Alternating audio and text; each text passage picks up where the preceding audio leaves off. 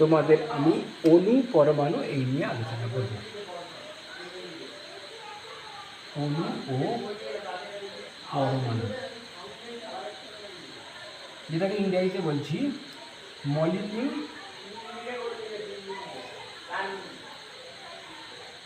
আর atom.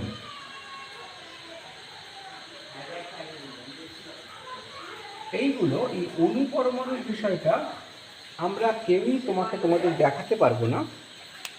এটাকে তোমাদের একটা আইডিয়া করতে হবে, বুঝে নিতে হবে, বুঝে নিয়ে তোমাদের সেই ব্যাপারটাকে বুঝতে হবে।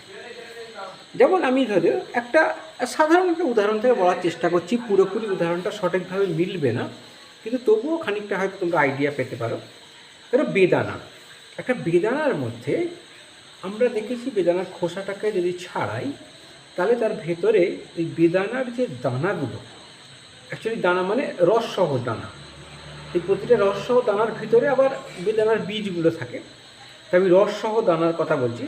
সেই যে প্রতিটা রসসহ দানা সুন্দর করে সাজানো থাকে।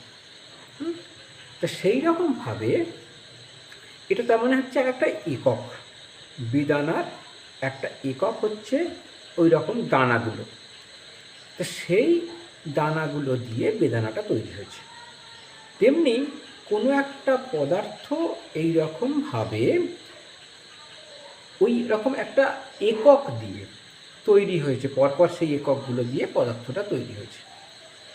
আবার যেমন একটা বাড়ি একটা তৈরি হয় ইট দিয়ে, একটা জীব তৈরি হয় কোষ দিয়ে। এই যে আমাদের শরীরে কোটি কোটি কোষ আছে, এই আঙুলেতেই অনেক কোষ আছে, সবই আণুবীক্ষণিক, কিন্তু সেগুলো অণুবীক্ষণ যন্ত্রের সাহায্যে দেখা যায়। কিন্তু আমি যে অণুপরমাণুর কথা বলছি, এগুলো কিন্তু অণুবীক্ষণ যন্ত্রের সাহায্যে কখনোই দেখা যাবে না। এগুলোর অস্তিত্বকে শুধুমাত্র নিজেদেরকে বুঝতে হবে, এটা কখনোই কেউ চাক্ষুষ করতে পারবে না। তো সেইগুলোকে নিয়ে এখন ওই যে বেদানার দানা বা আমি যে বাড়ি তৈরির যে বাড়ি ইট দিয়ে তৈরি হয়, যদি আমি ইট দিয়ে তৈরি করা বাড়ি বলি, সেই ইট দিয়ে বিভিন্নভাবে সুন্দর করে সাজিয়ে একটা বাড়িকে শেপ দেওয়া হচ্ছে। তো ধর বরফের মধ্যে আমরা যদি ভাবি, দেখো বরফের মধ্যে জলের অণু আছে, সেই জলের অণুগুলো বিভিন্ন একটা নির্দিষ্ট উপায়ে সাজানোর পর ওই বরফের আকারটা পাওয়া যায়। তাও বরফের যে আকারটার কথা বলছি সেটা কিন্তু আমরা অণুবীক্ষণ যন্ত্রে দেখতে পাই না। এগুলো তোমাদের ক্ষেত্রে বোঝাটা একটু অসুবিধা, কিন্তু তোমরা এইরকমভাবে ভাবতে পারো যে একটা পদার্থের যে ক্ষুদ্রতম একক, তাকে বলছি আমরা অণু। একটা পদার্থের যে ক্ষুদ্রতম একক, তাকে বলছি আমরা অণু। অণু হচ্ছে পদার্থের ক্ষুদ্রতম একক। এই যে তোমাদের বইয়ে একটা উদাহরণ দেওয়া আছে, লোহাকে ক্রমশ টুকরো টুকরো টুকরো টুকরো করা হচ্ছে, করতে করতে করতে করতে এমন একটা সময় আসবে যত টুকরো করা হচ্ছে ছোটো হচ্ছে, যত টুকরো করা হচ্ছে তত ছোটো হচ্ছে। এরকম করতে করতে এমন একটা সময় আসবে, কিন্তু এটাকে অনুভব করার বিষয়, এটা সত্যি সত্যি আমরা টুকরো করতে করতে অত ছোট জায়গায় যেতে পারবো না। তো এমন একটা জায়গায় আসবে যেখানে যাওয়ার পর সেই অণুগুলোর মানে আর তাকে ছোট করা যাবে না, সেটাকে ভাঙতে গেলে তখন তার ভেতরে স্ট্রাকচারটাই বদল হয়ে যাবে। এরকম একটা অবস্থা পৌঁছবে। আর একটা হচ্ছে যে এইটাকে তোমাদের বইয়ে বলেছে পরমাণু। তা আমি বলবো অণু আর পরমাণুর মধ্যে তফাৎ হচ্ছে যে কতকগুলো পরমাণু নিয়ে ওই যে ছোট ছোট ভাঙতে ভাঙতে ভাঙতে ভাঙতে ছোট জায়গায়, একদম ছোট জায়গায় পৌঁছানো হলো। তারপরে সেটাকে ভাঙলে কী হবে না, সেটা একটা তার ভেতর থেকে আর কিছু পাওয়া যাবে না, আরও ভেতর থেকে সেই নাড়ি ভুঁড়ি বেরিয়ে পড়বে, এরকম। তা সেই অবস্থাটাকে বলছে পরমাণু। এবার অণুর অবস্থাটা কি? অণুর অবস্থাটা বুঝতে গেলে বুঝতে হবে কি, যে পরমাণুটা না, এই যে তার আগে একটা উদাহরণ দিই, এই যে বাতাসের মধ্যে বিভিন্ন গ্যাস মিশে আছে, অক্সিজেন আছে, নাইট্রোজেন আছে, আর্গন আছে, কার্বন ডাইঅক্সাইড আছে।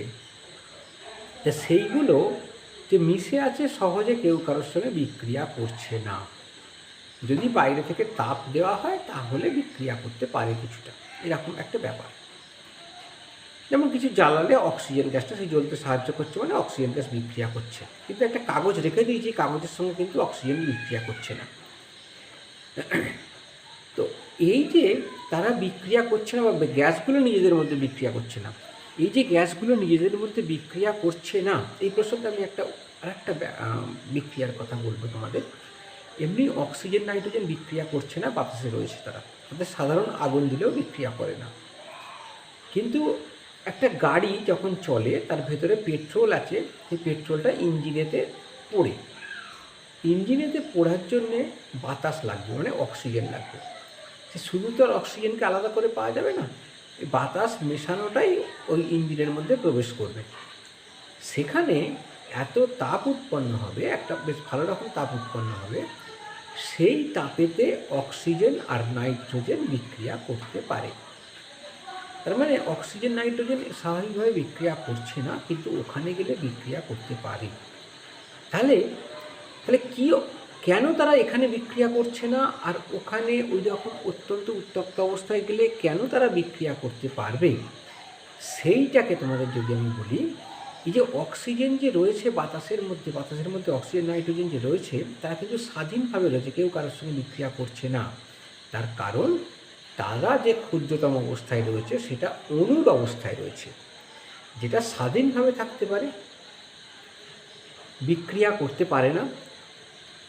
পদার্থের অর্থাৎ অক্সিজেনের সমস্ত গুণ সে বহন করবে, অক্সিজেনের যদি অণু হয় অক্সিজেনের সমস্ত গুণ বহন করবে, নাইট্রোজেনের যদি অণু হয় তাহলে নাইট্রোজেনের সমস্ত গুণ বহন করবে, এবং তারা সহজে বিক্রিয়া করতে পারবে না। এই কতকগুলো হচ্ছে অণুর একটা বৈশিষ্ট্য। তারা ক্ষুদ্রতম বলা যেতে পারে, তবে ক্ষুদ্রতম যে অবস্থা কোনো পদার্থের স্বাধীনভাবে থেকে পদার্থের সমস্ত গুণকে বজায় রাখে, তাকে বলছি আমরা অণু। কিন্তু এই যে যখন গাড়ির ইঞ্জিনের মধ্যে দুটো অক্সিজেন নাইট্রোজেন বিক্রিয়া করছে, তখন কিন্তু তারা পারমাণবিক অবস্থায় চলে যাচ্ছে, অণুটাকে ভেঙে একদম ক্ষুদ্রতম যে অবস্থা, যেটা তারা স্বাধীনভাবে থাকতে পারে না, তারা একে অপরের সঙ্গে বিক্রিয়া করে ফেলে। একে অপরের সঙ্গে বিভিন্ন, মানে পারমাণবিক অবস্থাটা স্বাধীন অবস্থা হয় না। তো সেই পারমাণবিক অবস্থায় যাওয়ার পর তারা কিন্তু বিক্রিয়া করে ফেলে। তাহলে তার মানে তারা খুব সক্রিয়। তাহলে দেখো, দুটো অবস্থা, দুটোই আমরা ক্ষুদ্রতম অবস্থা বলছি নিজের ক্ষেত্রে। অণুটাও ক্ষুদ্রতম অবস্থা, স্বাধীনভাবে থাকতে পারে। পরমাণুটা ক্ষুদ্রতম অবস্থা, যেটা সক্রিয়, অর্থাৎ অত্যন্ত সক্রিয়। ওখানে পদার্থের সমস্ত গুণ বর্তমান আছে, অক্সিজেন পরমাণুর মধ্যে অক্সিজেনের সমস্ত গুণ বর্তমান, নাইট্রোজেন পরমাণুর মধ্যে নাইট্রোজেনের সমস্ত গুণ বর্তমান, কিন্তু তারা সক্রিয় অবস্থায় রয়েছে। সেই অবস্থাটাকে বলছি আমরা পারমাণবিক অবস্থা। তার মানে এটা আমরা বুঝতে পারি যে কতকগুলো পরমাণু দিয়ে, এক বা একাধিক পরমাণু দিয়ে অণুর অবস্থা তৈরি হয়, সেটা স্বাধীনভাবে থাকে। কিন্তু সেই অণুটাকে ভেঙে যখন পরমাণু করা হবে, তারা সমস্ত গুণ পদার্থের বজায় রাখলেও তারা কিন্তু স্বাধীনভাবে থাকতে পারে না। তাহলে এখন তোমাদের যে বৈশিষ্ট্যগুলোর কথা মনে রাখতে হবে, অণু পদার্থের একটা ক্ষুদ্রতম একক, এটা শুধু ক্ষুদ্রতম একক বলবো না, 2 নম্বর হচ্ছে স্বাধীনভাবে থাকতে পারে, স্বাধীনভাবে থাকতে পারে। 3 নম্বর, পদার্থের সমস্ত গুণ বজায় রাখে।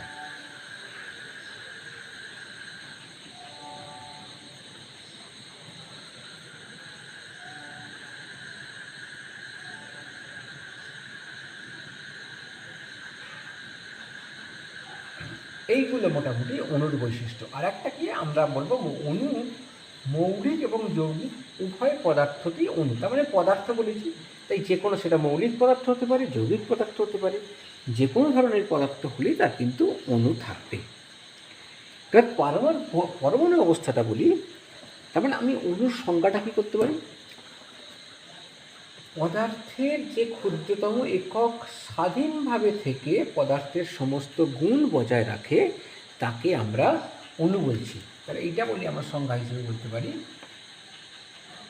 সংজ্ঞা: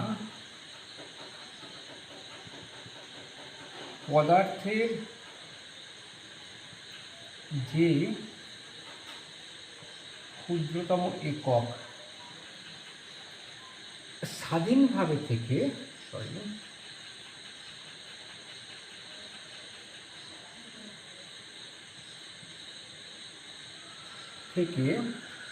পদার্থের সমস্ত গুণ বজায় রাখে তাকে অণু বলে। ওই পদার্থে অণু বলে। আচ্ছা, এবার পরমাণুর কথায় আসছে।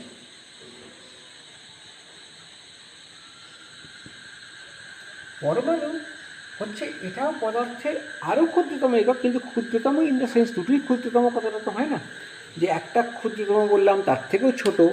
এখানে ক্ষুদ্রতম হচ্ছে যেটা স্বাধীনভাবে থাকতে পারে, সেইটাই ক্ষুদ্রতম। স্বাধীনভাবে যে পদার্থটা থাকতে পারছে যতদূর পর্যন্ত সেইটা হচ্ছে তার ক্ষুদ্রতম, সেখানে ক্ষুদ্রতম। দেখো আমি কী বলতে চাইছি, ধরো এইরকম একটা পদার্থ, এইটা হচ্ছে ক্ষুদ্রতম, এতদূর পর্যন্ত স্বাধীনভাবে থাকছে, কিন্তু এইটাকেও আরও ক্ষুদ্রতম করা যেতে পারে যেটা পদার্থের সমস্ত গুণটা বজায় রাখছে, কিন্তু সেটা স্বাধীনভাবে থাকতে পারবে না, সেটা বিক্রিয়া করে ফেলবে। সেইটাকে আমরা ক্ষুদ্রতম বলবো, কিন্তু স্বাধীনভাবে থাকতে পারে এরকম ক্ষুদ্রতম একক সেটা নয়। তার মানে পরমাণু হচ্ছে অণুর থেকেও ছোট হতে পারে বা অণুর মতনই হতে পারে, কিন্তু এমন একটা অবস্থা, ক্ষুদ্রতম অবস্থা যেটা সক্রিয়, যেটা স্বাধীনভাবে থাকতে পারে না এবং পদার্থের সমস্ত গুণ বজায় রাখতে পারে। তাই পরমাণু বলবো পদার্থের যে ক্ষুদ্রতম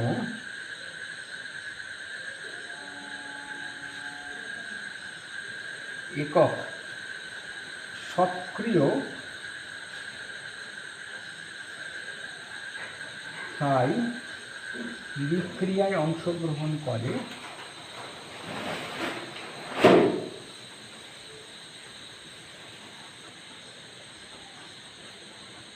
এবং পদার্থের সমস্ত গুণ বজায় রাখে তাকে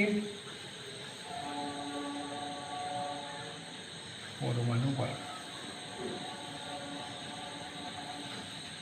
তার মানে এটা বুঝতে হবে অণু আর পরমাণুর মধ্যে পরমাণু কিন্তু তুলনামূলক ছোট হতে পারে, কারো কারো ক্ষেত্রে নাও হতে পারে, অণুরই মতনই হতে পারে, কিন্তু তাদের এমন একটা অবস্থায় পৌঁছতে হয় যেখানে কিনা, যেমন হচ্ছে একটা কথা বলি, যেমন হচ্ছে ধরো এই যে নিষ্ক্রিয় গ্যাস আমরা যেগুলো শুনে এসেছি, হিলিয়াম, নিয়ন, আর্গন, ক্রিপ্টন, জিনন, এগুলো কিন্তু বলা যেতে পারে তার অণু আর পরমাণু প্রায় একই, কিন্তু তারা অতটা সক্রিয় নয় বলে ওই জন্য বলা যেতে পারে প্রায় পারমাণবিক অবস্থাতেই তারা বিরাজ করতে পারে, কিন্তু তারা সক্রিয় নয়।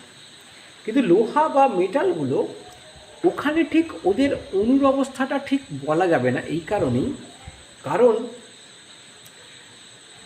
অণু আকারে লেখা হয় বটে আয়রনকে, কিন্তু ওরা একটা বিভিন্ন মানে ওর যে ক্ষুদ্রতম জিনিস ওটাকে ভাঙতে ভাঙতে একদম শেষে যে ক্ষুদ্রতম জায়গাটা পাওয়া যাবে সেটা কিন্তু পারমাণবিক অবস্থাতেই পাওয়া যাবে, ওর কোনো অণুর অস্তিত্ব সাধারণত নেই, ওখানে ভাঙতে ভাঙতে যেটা পাবো পারমাণবিক অবস্থাতেই পাবো। তাহলে অণু আর পরমাণু এটা তোমরা বুঝলে। আর পরমাণুটা হচ্ছে শুধুমাত্র মৌলিক পদার্থের ক্ষেত্রে প্রযোজ্য। যৌগিক পদার্থের ক্ষেত্রে একাধিক মৌলিক পদার্থের পরমাণু বিক্রিয়া করে, মিশ্রণ নয় কিন্তু বিক্রিয়া করে একটা যৌগিক পদার্থ তৈরি করে। যেমন জলকে যদি আমি বিশ্লেষণ করে বললাম, দেখো আগের ভিডিওতে আমি বলেছি জলকে বিশ্লেষণ করলে 2 ভাগ হাইড্রোজেন তৈরি হয়, 1 ভাগ অক্সিজেন তৈরি হয়। আসলে বিষয়টা হচ্ছে ওখানে বিক্রিয়া যখন করেছিল, হাইড্রোজেনের সঙ্গে অক্সিজেন বিক্রিয়া যখন করে, তখন দুটো হাইড্রোজেন পরমাণুর সঙ্গে একটা অক্সিজেন পরমাণু বিক্রিয়া করে, করে জল যে তৈরি করলো সেখানে জলের একটা অণু তৈরি হলো। সেখানে কিন্তু জলের কোনো পরমাণু, যৌগিক পদার্থের কোনো পরমাণু আমরা পাবো না। যৌগিক পদার্থে সবসময় যেটা পাবো সেটা হচ্ছে অণু। ঠিক আছে, যৌগিক পদার্থে আমরা যেটা পাবো সেটা হচ্ছে অণু।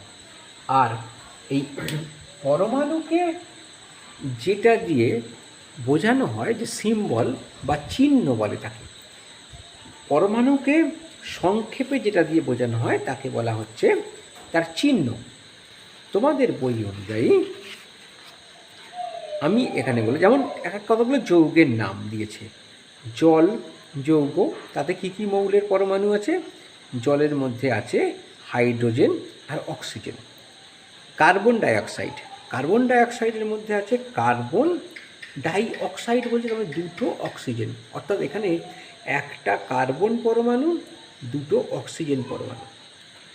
চিনির মধ্যে আছে কার্বন হাইড্রোজেন অক্সিজেন। এখানে কার্বন হাইড্রোজেন অক্সিজেন মানে কার্বন আছে 11টা, কার্বন আছে 12টা, হাইড্রোজেন আছে 22টা, অক্সিজেন আছে 11টা। নুনের মধ্যে যে পরমাণুগুলো রয়েছে সেটা হচ্ছে সোডিয়াম আর ক্লোরিন।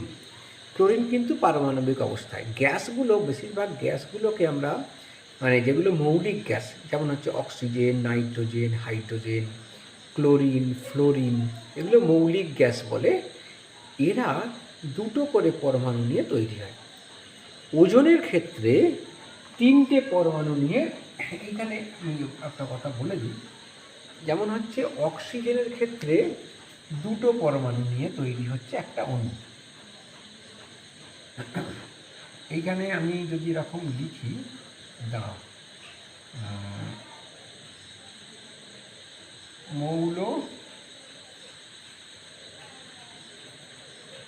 মৌলের অণু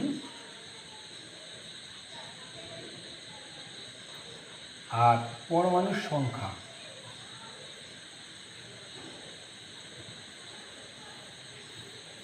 সেটা হচ্ছে অক্সিজেন 2টি, নাইট্রোজেন এটাও 2টি, ক্লোরিন 2টি, হাইড্রোজেন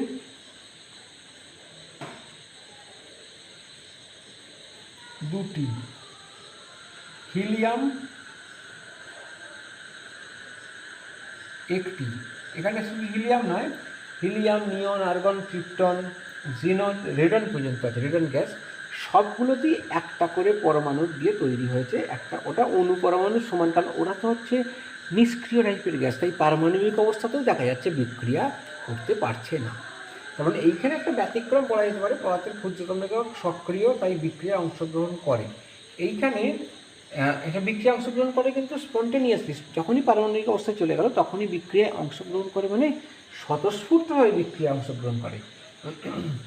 সক্রিয়, তাই এটা স্বতঃস্ফূর্তভাবে, কথাটা যোগ করো তাহলে একটু ভালো হয়, স্বতঃস্ফূর্ত ভাবে বিক্রিয়ায় অংশগ্রহণ করে। এইখানে ব্যতিক্রম হিসেবে নোবেল গ্যাস, এই কথাটা লিখে দিতে পারেন। এরা একটা করেই পরমাণু আছে, তার মানে সেটা পারমাণবিক অবস্থা বলা যায়, কিন্তু এরা নিষ্ক্রিয় টাইপের, মানে বিক্রিয়া সহজে করতে চায় না। কেন করতে চায় না পরে শিখবে তোমরা। ইলেকট্রনের কিছু বিন্যাস আছে, ভেতরে যে ইলেকট্রন আছে, ইলেকট্রন সেটা পরে তোমরা শিখবে। আচ্ছা, আর ওজোন গ্যাস বলবো, এখানে 3টি। এই রকমভাবে মৌলের অণুগুলো তৈরি হয়েছে। আর ধাতুর মধ্যে যেটা থাকে সেটা মানে ভাঙতে ভাঙতে শেষ পর্যন্ত পারমাণবিক অবস্থাতেই পৌঁছায়, সেখানে আমরা তার আণবিক অবস্থায় পৌঁছাতে পারি না। এখানে এটা মুছে দিয়ে আর দুটো লিখে, যেটা মনে পড়লো আমার একটু স্পেশাল জিনিস, এটা ফসফরাসের ফসফরাস বলতে লাল ফসফরাস বলবো, দুটো আছে, ফসফরাস বলবো আর হচ্ছে সালফার বলবো। ফসফরাস ফসফরাস এটা লাল, এখানে 4টি পরমাণু। সালফার এটা হচ্ছে 8টা পরমাণু। এগুলো একটু ব্যতিক্রম, তার বেশিরভাগই হচ্ছে 2টো করে পরমাণু দিয়ে তৈরি হচ্ছে। এবার তোমাদের বই যেটা দিচ্ছে জল, জলের মধ্যে আমি লিখে দিচ্ছি কটা কি পরমাণু আছে সেটা লিখে দিচ্ছি। এটা মুছে দিলাম।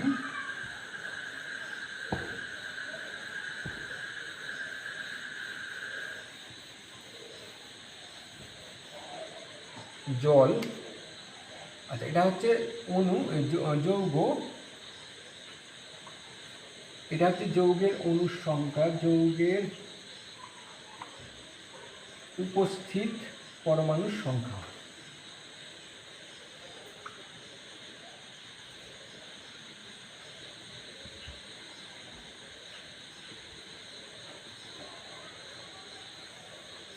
আচ্ছা যৌগ কি? জল।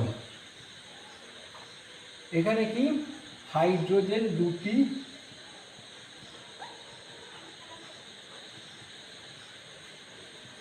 অক্সিজেন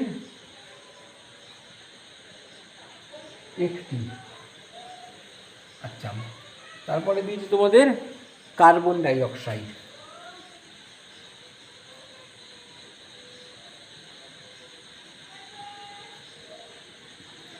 কার্বন 1টি, অক্সিজেন 2টি।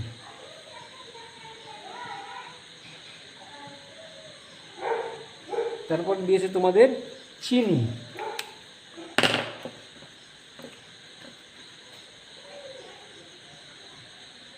চিনিতে হচ্ছে কার্বন, মনে রাখবে, কার্বন 22টি, সরি 12টি, 12।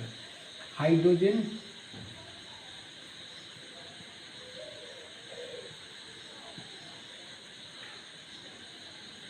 22টি, আর অক্সিজেন 11টি। এটা থাকে, এটা মনে রাখতে পারবো না, যারা যারা মনে রাখতে চাইছো চেষ্টা করবে। লবণ, খাদ্য লবণ, শুধু নুন বলবে না, খাদ্য লবণ কথাটা বলবে, টেবিল সল্ট ইংরেজিতে বলে। এখানে সোডিয়াম একটা,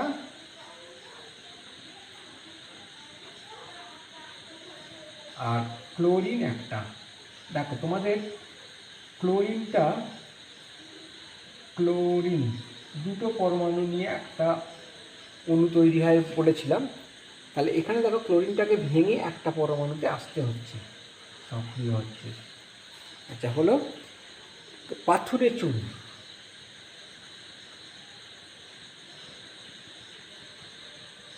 আচ্ছা বাজার থেকে যে চুনটা আমরা কিনে আনি ডালা চুন, সেটাকে বলে পাথুরে চুন।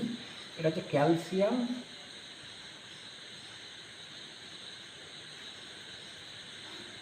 1টি, আর অক্সিজেন 1টি। এরকম থাকে। এরকম তোমরা বিভিন্ন যৌগ পাবে এখন মোটামুটি এরকম। তো এই গেল তোমাদের। আচ্ছা এবার দেখো তোমাদের যেটা দিয়েছে জলের মধ্যে অক্সিজেন, হাইড্রোজেন, এটা এখন কীরকম করে আছে দিয়ে দিয়েছে। হাইড্রোক্লোরিক অ্যাসিডের মধ্যে হাইড্রোজেন ক্লোরাইড, অ্যাকচুয়ালি গ্যাস যদি হয়, সেখানে কীরকম কী আছে সেটাকে বোঝানোর চেষ্টা করেছে। সেটা আমি একটু ব্যাখ্যা করি। তো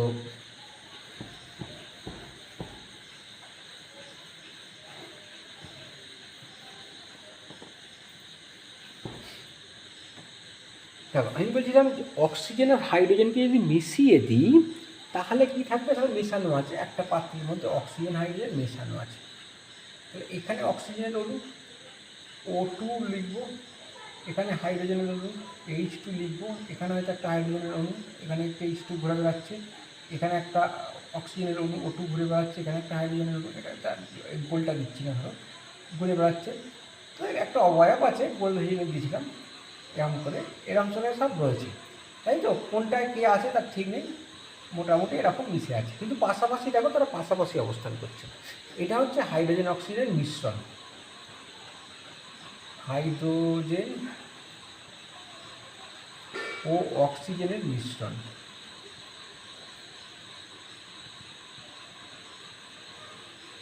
এইবার যদি এদেরকে বিক্রিয়া করা হয়, অর্থাৎ এদের এই মিশ্রণে যদি আগুন ধরিয়ে দেওয়া হয়, তাহলে তারা বিক্রিয়া করবে। বিক্রিয়া করে যে জলের অণু তৈরি করবে, সেই জলের অণুর মধ্যে একদম পুরোপুরি সেটা অবিচ্ছেদ্য হাইড্রোজেন অক্সাইড মিশে গেছে। এখানে একটা অক্সিজেনের সঙ্গে হাইড্রোজেন একদম মিশে গেছে,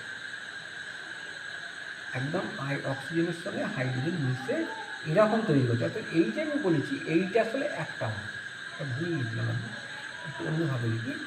তারপর একটা এই যে অণুগুলো আছে, এটা অক্সিজেন, এখানে একটা হাইড্রোজেন, এখানে একটা হাইড্রোজেন মিলে গেছে, এখানে একটা বন্ধন আছে, এদের টেনে ধরে আছে, দিয়ে এইরকম অণু আকারে এরকম তারা পাশাপাশি অবস্থান করছে। এই যে একটা করলো, পাশে আর একটা ধরে করলো,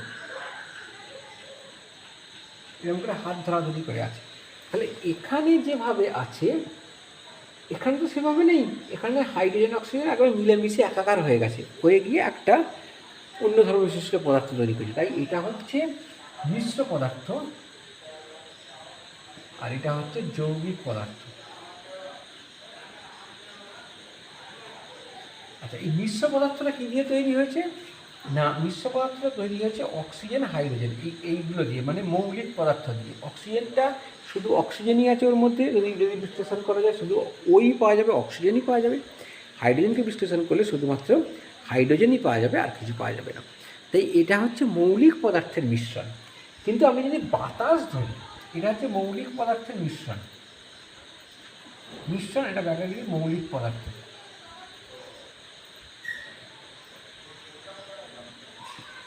আর যদি বাতাস ধরি, বাতাসের মধ্যে কী কী আছে, আছে নাইট্রোজেন আছে, অক্সিজেন আছে, কার্বন ডাইঅক্সাইড আছে, জলীয় বাষ্প আছে, এগুলো সব আছে। তাহলে এই যে নাইট্রোজেন আছে, অক্সিজেন আছে, এরা নয় মৌলিক পদার্থ, কিন্তু এইটা যৌগিক পদার্থ। কার্বন ডাইঅক্সাইড যৌগিক পদার্থ, এখানে কার্বন আছে, অক্সিজেন আছে, আর জল যৌগিক পদার্থ। তাহলে দেখো, এরা যৌগিক এবং মৌলিক পদার্থ মিশ্রিত হতে পারে। এখানে মিশ্রণটা হচ্ছে মৌলিক এবং যৌগিক বিভিন্ন পদার্থের মিশ্রণ, আর এখানে মিশ্রণটা ছিল শুধুমাত্র মৌলিক পদার্থের মিশ্রণ। আচ্ছা, এবার আসি আমরা জলটা গেল, এবার হচ্ছে হাইড্রোজেন ক্লোরাইড। হাইড্রোজেন ক্লোরাইড মানে গ্যাস আকারে যখন আছে, হাইড্রোজেন আর ক্লোরিন, ধরো হাইড্রোজেন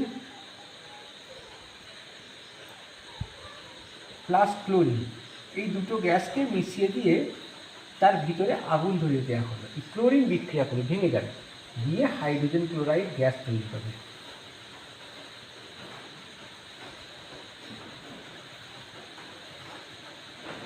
গ্যাস তৈরি করবে, তাকে জল দিলে ওই হাইড্রোজেন ক্লোরাইড গ্যাসটাকে যদি জলে দ্রবীভূত করা হয়, জলে যদি গুলে দিই, তাহলে সেটা হাইড্রোক্লোরিক অ্যাসিড হয়ে যাবে।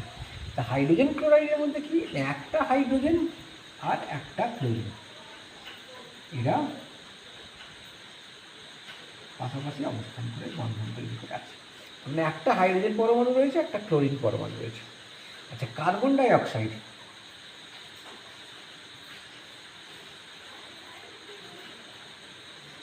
এখানে কি আছে, একটা কার্বন আছে, তার এদিকে একটা অক্সিজেন রয়েছে, আর ওদিকে একটা অক্সিজেন রয়েছে।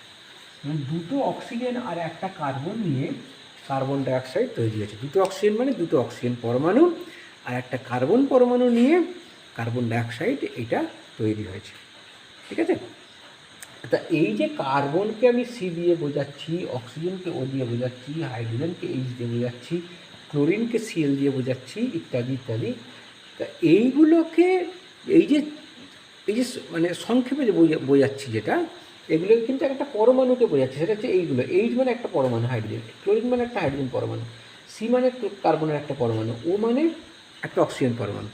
এইগুলোকে বলছি মৌলের চিহ্ন, এগুলোকে বলছি মৌলের চিহ্ন। সেই চিহ্ন দিয়ে সংকেত তৈরি হয়, সেই চিহ্ন দিয়ে আমরা অণু পাই। তার মানে পরমাণুকে বোঝানো হচ্ছে চিহ্ন দিয়ে। ঠিক আছে? আমরা পরের ভিডিওতে এই নিয়ে আলোচনা করব।